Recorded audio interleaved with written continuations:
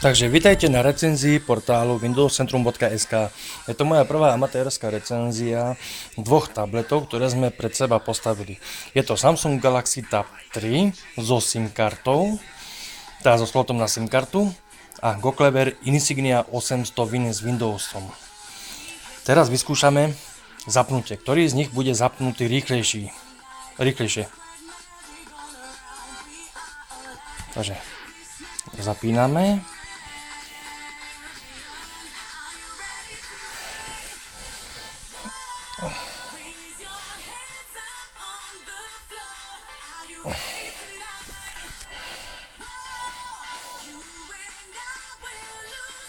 Takže, Goclever sa už zapol, zadáme heslo. Chvíľočku.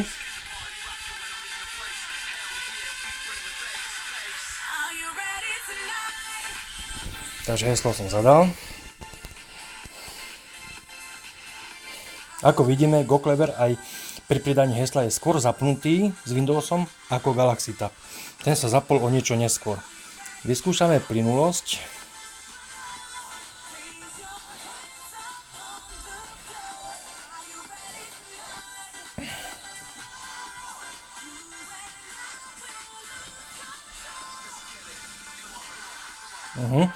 Ste si všimli, už tam bolo nejaké to trhanie.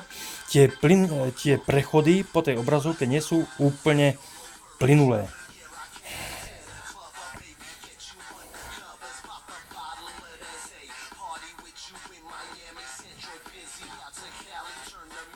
U Windowsu je to plynulé. Teraz si ukážeme aplikácie. Takže pokiaľ ste zvyknutí napríklad na Facebook vo Windows tablete, v Android tablete, tak rovnaký máte aj vo Windows tablete, v mobilnej verzii. Takže pustíme.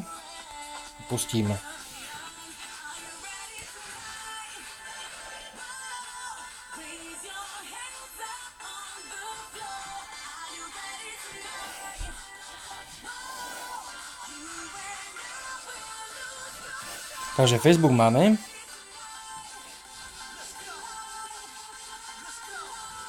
A teraz vyskúšame napríklad Google+, áno. Tu je Google+. A tu ho máme. Tuto.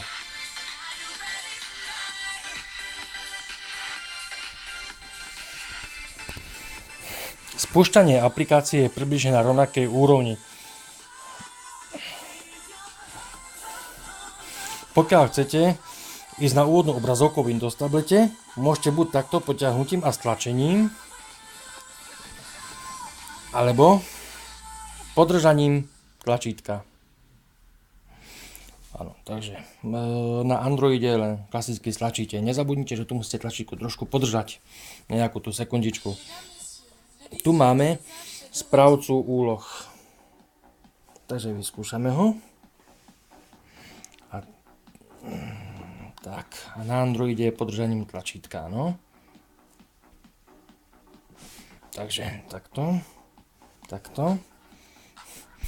Výhodou Windowsu je napríklad možnosť rozdeliť aplikácie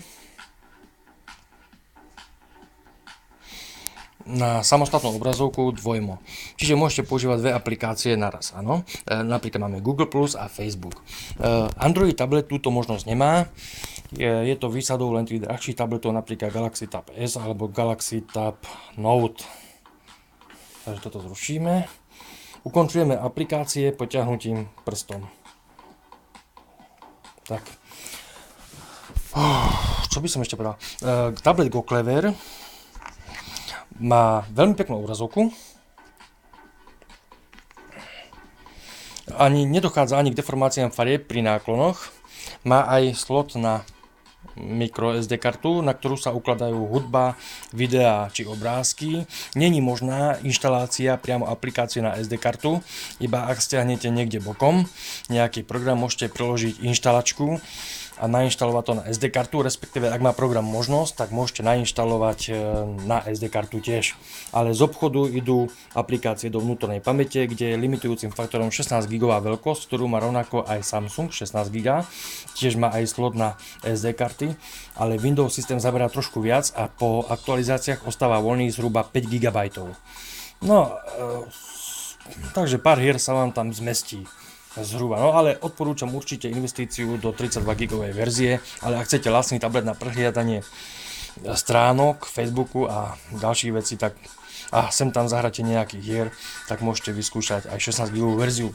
Teraz si vyskúšame hry, takže spustíme Halo Spartan Assault a spustíme Galaxy on Fire.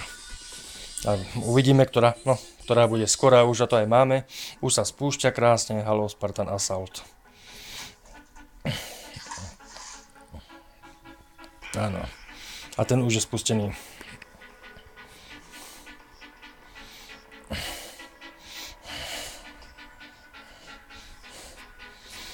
No. Hry na Windows tablete bežia úplne plynulo. Tu sa už synchronizujú dáta.